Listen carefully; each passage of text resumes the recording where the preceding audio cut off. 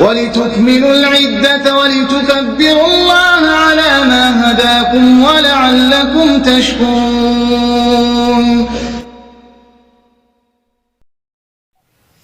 السلام علیکم ورحمۃ اللہ وبرکاتہ. الحمد للہ رب العالمین والعاقبۃ للمتقین والصلاة والسلام علی سید المرسلین نبینا محمد وعلى آلہ واصحابہ اجمعین. اما بعد، اعوذ باللہ من الشیطان الرجیم. بسم اللہ الرحمن الرحیم. وَلِتُكْمِلُوا الْعِدَّةَ وَلِتُكَبِّرُوا اللَّهَ عَلَى مَا هَدَاكُمْ وَلَعَلَّكُمْ تَشْكُرُونَ. سورہ بقرہ آیت نمبر 185. وہ چاہتا ہے کہ تم گنتی پوری کر لو اور اللہ تعالیٰ کی دی ہوئی ہدایت پر اس کی بڑائیاں بیان کرو اور اس کا شکر کرو. سامعین کرام و مشاہدین اعظام، آج کے نشست کا موضوع ہے موجودہ عالمی وبا اور گھروں میں نماز عید. عید الفطر مسلمانوں کا ایک اہم مذہبی تہوار ہے جسے پوری دنیا میں بسنے والے مسلمان رمضان المبارک کا مہینہ ختم ہونے پر مناتے ہیں. اللہ کی مشیت سے عید الفطر ایسے وقت میں آ رہی ہے جبکہ پوری دنیا کورونا وائرس، کورونا مہاماری کی وبا سے جھیل رہی ہے. اجتماعات پر پابندی، جمعہ و جماعت پر روک، 5 وقتہ نمازیں اور تراویح بھی گھروں میں ادا کی جا رہی ہیں. گھروں سے نکلنا منع ہے. ایسے وقت میں اللہ رب العالمین سے دست بدعا ہوں اور دعا کرتا ہوں کہ الہ العالمین جلد اس وبا کو اس دنیا سے خاتمہ فرمائے. آمین یا رب العالمین. موجودہ عالمی وبا کی صورتحال میں عید کی نماز گھر پر ادا کرنا مناسب عمل ہے. اللہ رب العالمین کی شکر گزاری تکبیر کے ذریعے ادا کرو. اللہ اکبر، اللہ اکبر، لا الہ الا اللہ، واللہ اکبر، اللہ اکبر وللہ الحمد.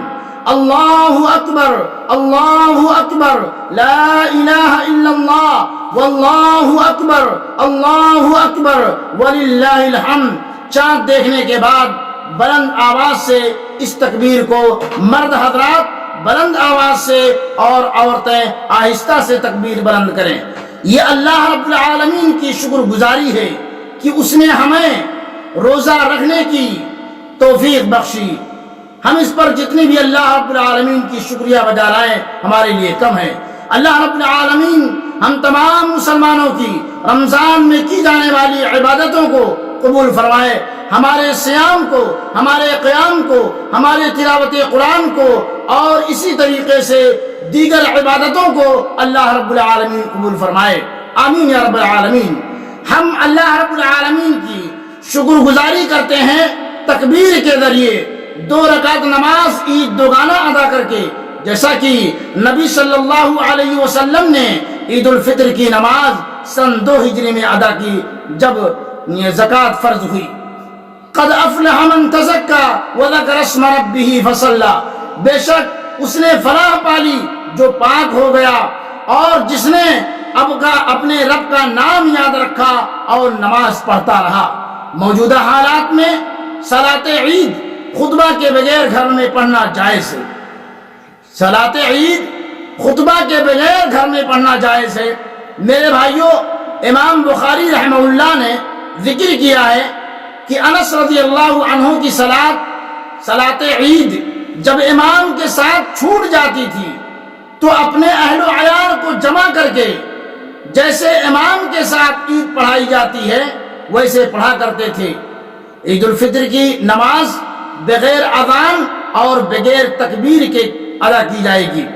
عید الفطر کی نماز کا طریقہ یہ ہے میرے بھائیوں کہ پہلی رکعت میں تکبیر تحریمہ کے ساتھ 7 تکبیر کہی جائے گی اور دوسری رکعت کے اندر تکبیر انتقال کے بعد 5 تکبیر کہی جائے گی.